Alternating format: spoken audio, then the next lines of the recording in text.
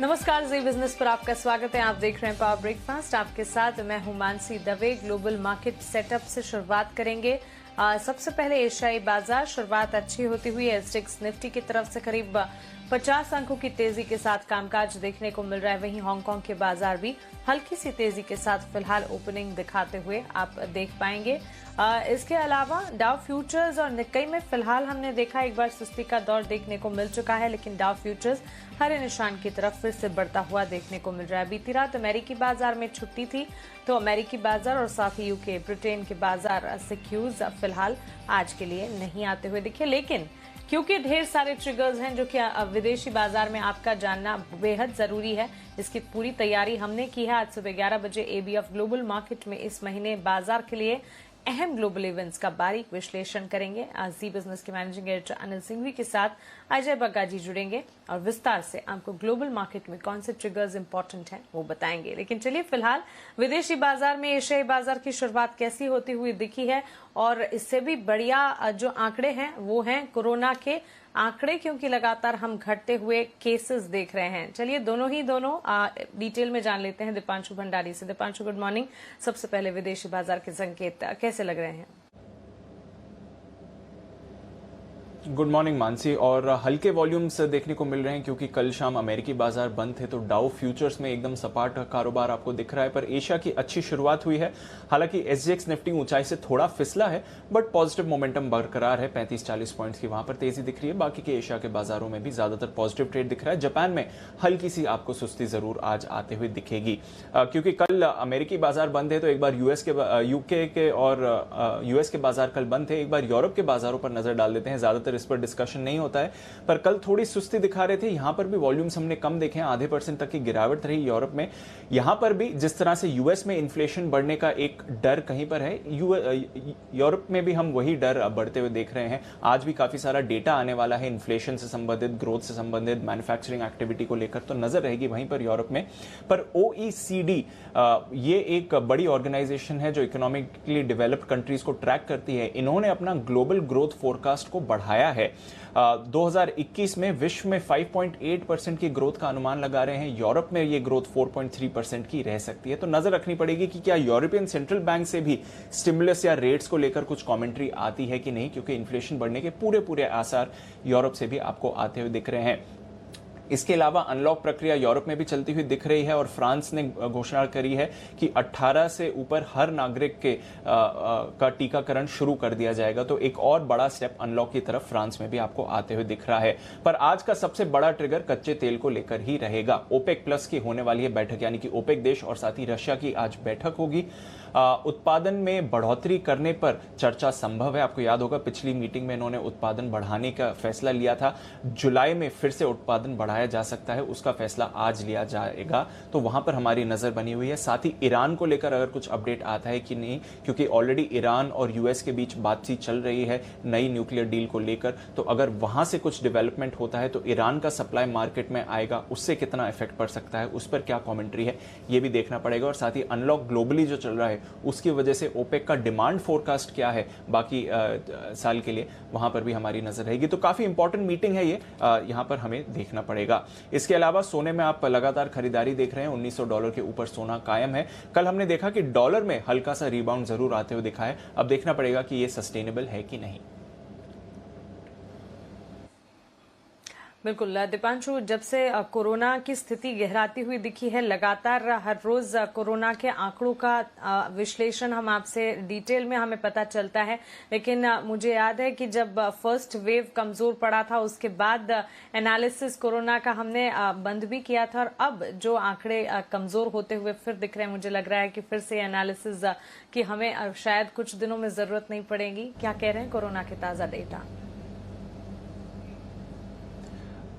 काफी अच्छे आंकड़े आए हैं। वैसे तो 1.25 लाख नए मामले सामने आए हैं, बट अगर आप पिछले महीने का ट्रेंड देखें तो 7 अप्रैल के बाद सबसे कम मामले हैं, यानी कि लगभग 8 हफ्तों में सबसे कम मामले आपको आते हुए दिखे हैं। और जो हमने 6 मई को पीक बनाया था 4,14,000 केसेस का, वहां से अगर आप देखें तो ऑलमोस्ट 2/3 की कटौती आपको दिख रही है मामलों में। तो डेफिनेटली बड़ी राहत का संकेत है। पिछले 5 दिनों से हम देख ही रहे हैं कि 2 लाख से कम मामले आते हुए दिख रहे हैं, और कल के जो 1.25 लाख मामले हैं वो डेफिनेटली अच्छे हैं। हालांकि जैसा मैं कहता हूं कि मंडे ट्यूसडे के आंकड़े यूजुअली थोड़े कम आते हैं, बट अगर वेडनेसडे थर्सडे फ्राइडे को ये ट्रेंड सस्टेन करता है तो वो डेफिनेटली एक अच्छी बात है।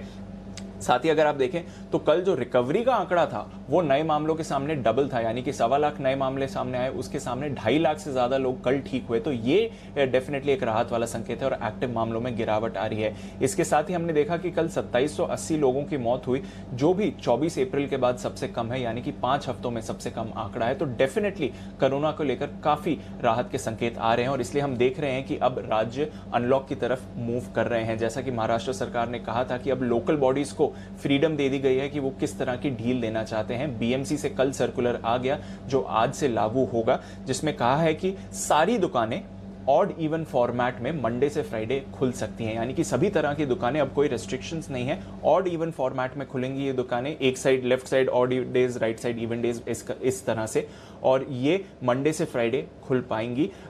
टाइमिंग्स अभी भी सेट हैं इनके लिए, सुबह 7 से दोपहर 2 बजे तक ही खुल पाएंगी, बट डेफिनेटली अब सभी दुकानों को खुलने की अनुमति दी गई है। वीकेंड्स पर सारी दुकानों को बंद रहना पड़ेगा, वहां पर कोई ढील नहीं है, बट वीकडेज पर खुलने की अनुमति दे दी है। साथ ही एसेंशियल और नॉन एसेंशियल दोनों तरह के आइटम्स अब ई कॉमर्स साइट्स डिलीवर कर पाएंगी। तो डेफिनेटली एक राहत के संकेत हैं मुंबई के नागरिकों के लिए। साथ ही हम देख रहे हैं कि कई और राज्यों में भी ढील की घोषणा कर दी गई है। यूपी में जिन डिस्ट्रिक्ट्स में 600 से कम एक्टिव मामले हैं वहां से आज कर्फ्यू में ढील दी जाएगी, यानी कि 75 में से 61 डिस्ट्रिक्ट्स में आज से यूपी में भी ढील दी जा रही है। एमपी में भी आज से कुछ तरह का अनलॉक घोषणा कर दी गई है। हरियाणा में दुकानें सुबह 9 बजे से दोपहर 3 बजे तक खुल पाएंगी। राजस्थान में हफ्ते के 4 दिन आप दुकानें खुल पाते हुए देख जाएंगे, सुबह 6 बजे से 11 बजे तक। साथ ही कल से बिहार में भी ऑल्टरनेटिव डेज पर दुकानें खुल पाएंगी। तो डेफिनेटली एक बड़ा राहत का संकेत आ रहा है जिस तरह से कोरोना मामले गिर रहे हैं और ज्यादातर राज्य अनलॉक कर रहे हैं इस समय।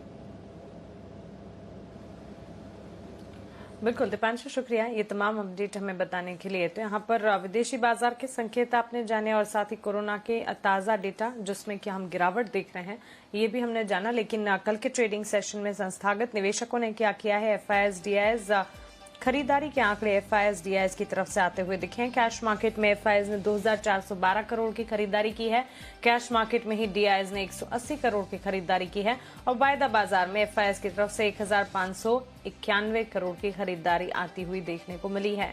चलिए ये तमाम डेटा हमने समझा, लेकिन सबसे इम्पोर्टेंट आज के लिए पहली स्ट्रैटेजी आपकी क्या होनी चाहिए ये जान लेते हैं। आज बाजार का सेटअप कैसा दिखेगा, पहली रणनीति आप क्या अपनाएंगे ये जान लेते हैं जी बिजनेस के मैनेजिंग एडिटर अनिल सिंघवी से।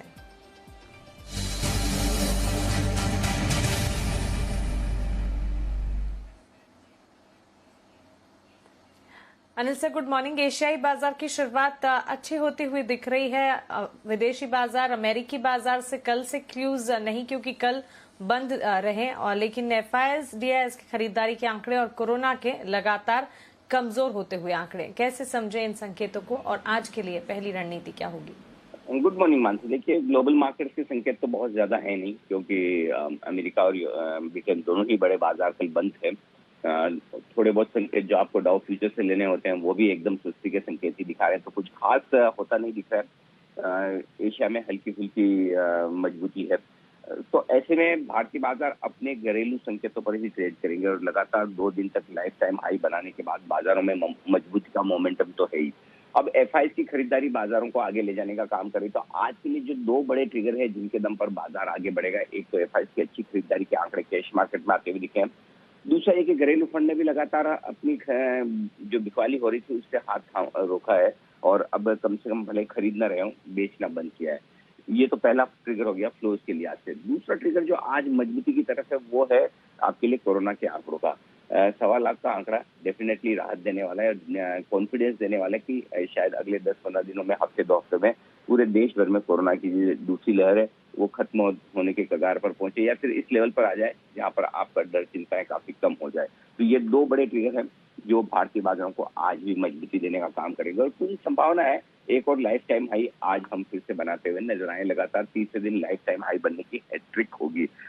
इसके अलावा तकनीकी तौर पर तो बाजार मजबूत नहीं, जिस तरह से तेजी के साथ आगे बढ़ रहे हैं। बाजार के लिए अब ट्रेडिंग रेंज ऊपर की तरफ धीमे धीमे शिफ्ट होती हुई दिख रही है। आज के लिए जो सपोर्ट रेंज है 15,425, 15,475 निफ्टी पर ये एक मजबूत सपोर्ट के तौर पर काम करेगा और इसके नीचे जाने की संभावनाएं कम नजर आती। ऊपर की तरफ के लेवल बहुत साफ तो है नहीं, क्योंकि हम वो कहते हैं कि अनचार्टेड टेरिटरी में पहली बार ये लेवल्स देख रहे हैं, तो एक अंदाज से मैं आपको लेवल दे सकता हूँ 15,700 के आसपास हल्का फुल्का ओपन इंटरेस्ट बना हुआ है कॉल्स में 28 लाख शेयरों का, तो 15,700, 15,750 तक जाने की कोशिश निफ्टी की हो सकती है। बेसिकली तेजी के व्यू में रहना चाहिए और स्टॉप लॉस को ट्रेल करते रहना चाहिए।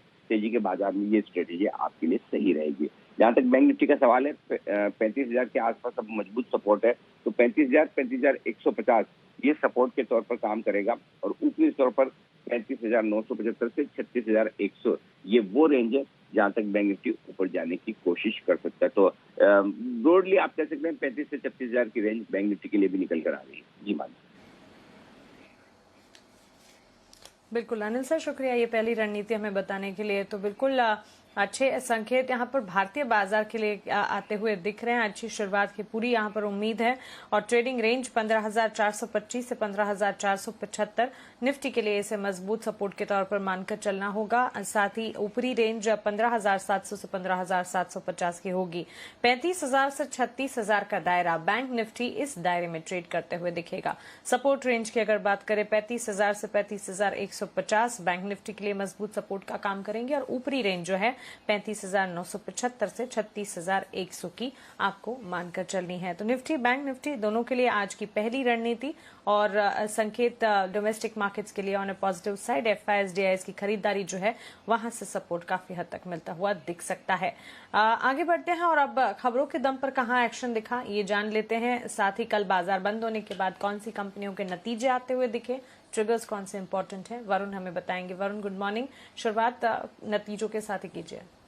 Good morning Mansi. तो नतीजों के साथ शुरुआत करते हैं। सबसे पहले तो कल नतीजे आएंगे, कमाई कराएंगे। हमने आपको बताया था नारायण रुदालय बेहतरीन नतीजे आएंगे, हमारे अनुमान से भी बेहतरीन नतीजे हैं। रेवेन्यूज देखिए 800 करोड़ का अनुमान था, 838 करोड़ पे आया है। मार्जिन 15.3% का अनुमान था, 16.9% पे आया है और कंपनी का मुनाफा जो है 68 करोड़ पे आया है, 49 करोड़ के आसपास का अनुमान था। तो हर पैमाने पर नतीजे जो है हमारे अनुमान से बेहतर है।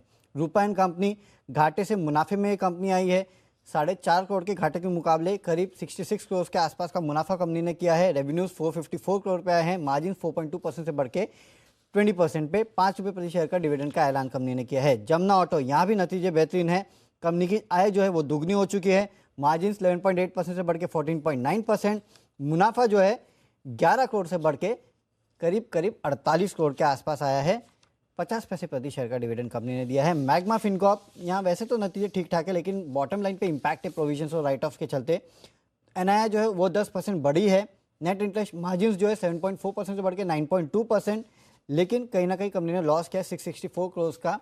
करीब 1,050 करोड़ के आसपास की प्रोविजन है जिसकी वजह से ये इम्पैक्ट हुआ है। हालांकि ग्रॉस इनपेस अगर आप देखेंगे तो वहाँ सुधार है, 3.7% से गिर 6.9% से गिर के 3.7% पे आए हैं। इसके अलावा नेलकास्ट यहाँ पे नतीजे जो है वो ठीक ठाक लग रहे हैं। रेवेन्यू 75% बढ़े हैं, मार्जिन जो है वो गिरे हैं, 10.3% से गिर के करीब 8.4% के आसपास आए हैं, तो ये एक दिक्कत की बात है। और मुनाफा जो है वो करीब 70% गिरा है, 22.9% से गिर के करीब 6.5 करोड़ के आसपास आया है। तो ये एक थोड़े बहुत डिसेंट सेट या फिर थोड़े बहुत कमज़ोर साइड पे नतीजे हैं। और इंगस लैंड यहाँ पे नतीजे जो है ठीक ठाक लग रहे हैं, क्योंकि रेवेन्यू 39% बढ़े हैं, एबिटा मार्जिन जो है 11.5% से बढ़ के 21.2% और कंपनी का मुनाफा जो है 35% बढ़ा है, 26 करोड़ पे आया है। कंपनी ने 3 रुपये प्रति शेयर का डिविडेंड का ऐलान किया है। आज कुछ नतीजे आएंगे जिसमें दिग्गज आईटीसी के नतीजे आने वाले हैं, तो यहाँ पे नजर रखिएगा।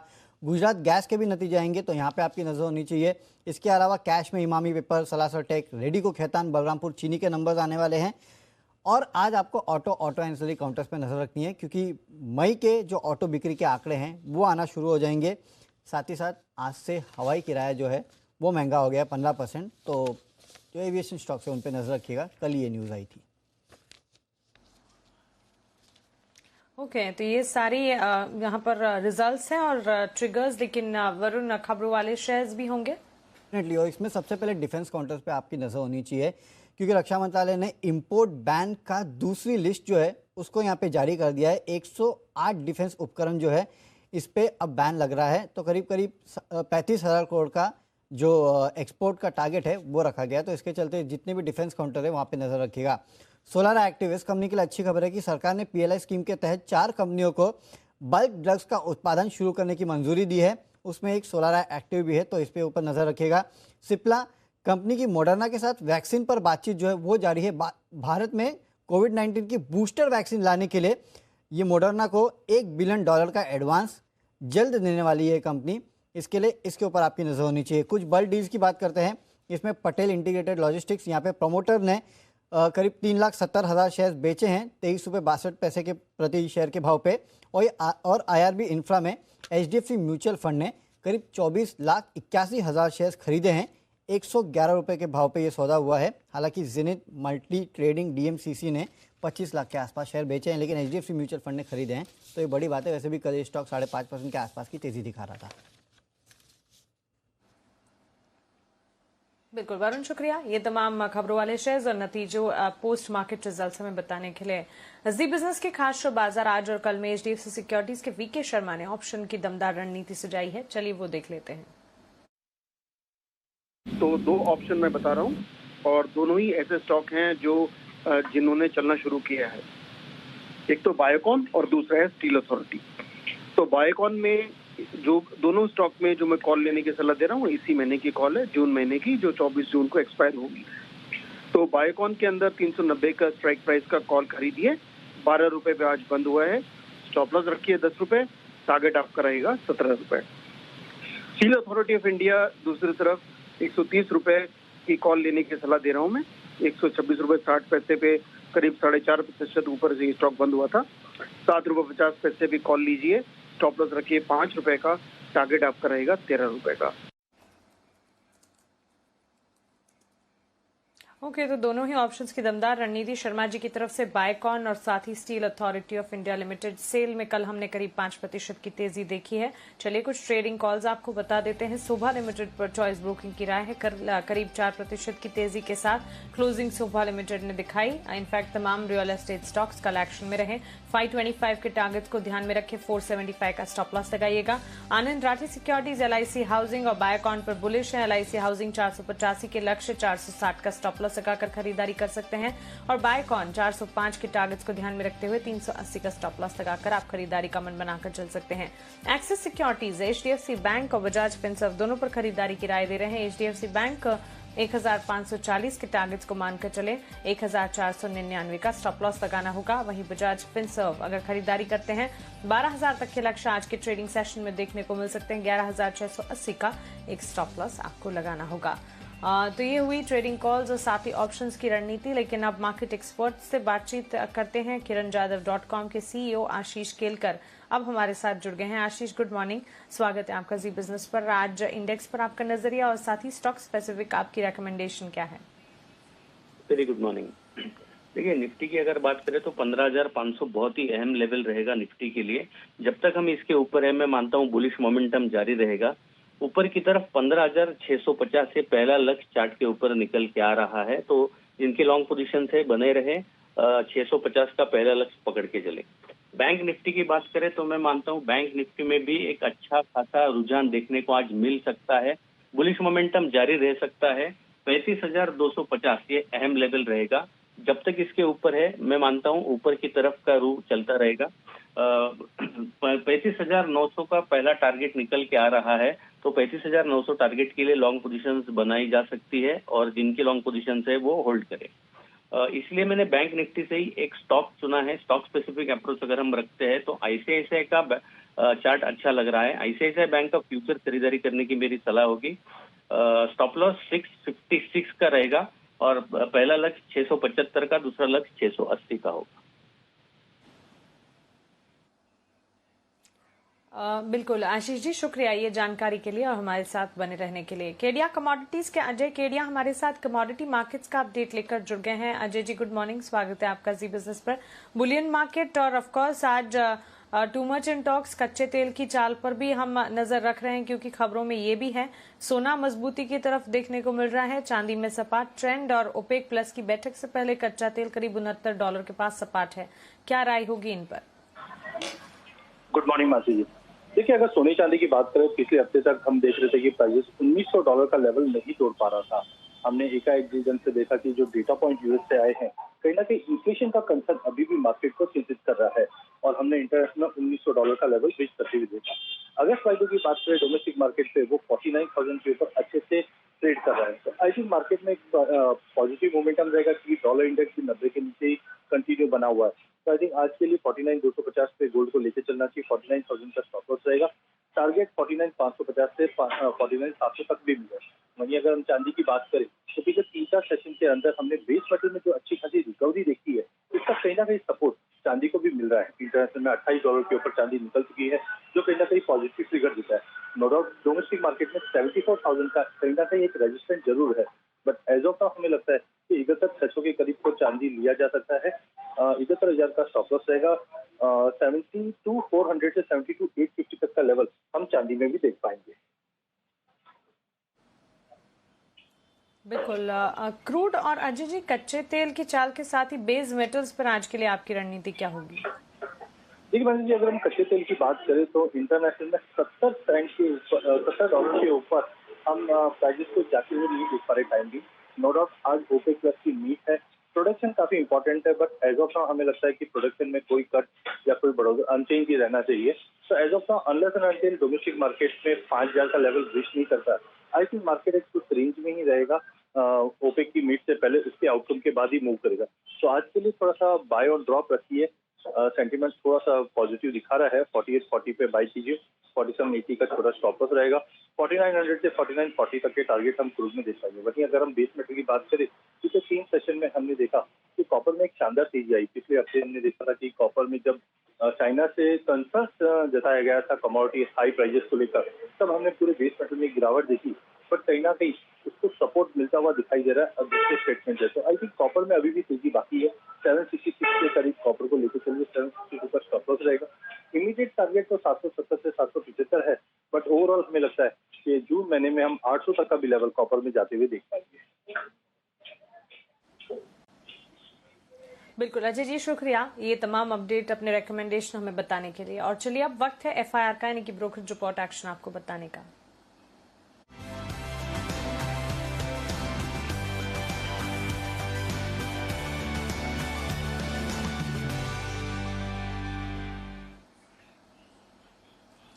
आशीष है मेरे साथ ब्रोकरेज रिपोर्ट्स लेकर। आशीष, गुड मॉर्निंग, बताएं।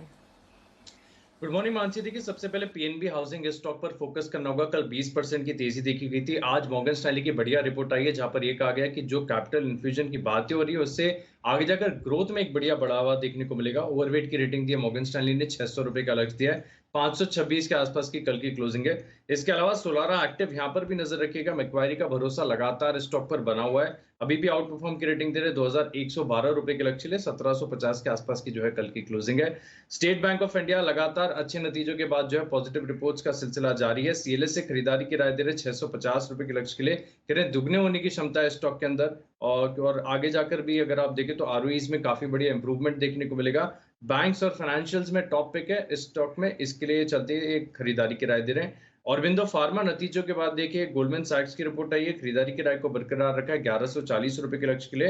हालांकि जो कमेंट्री में ज्यादा पॉजिटिव नजर नहीं आ रही है, क्योंकि कह रहे कि मार्जिन में जो है सीमित बढ़त देखने को मिली।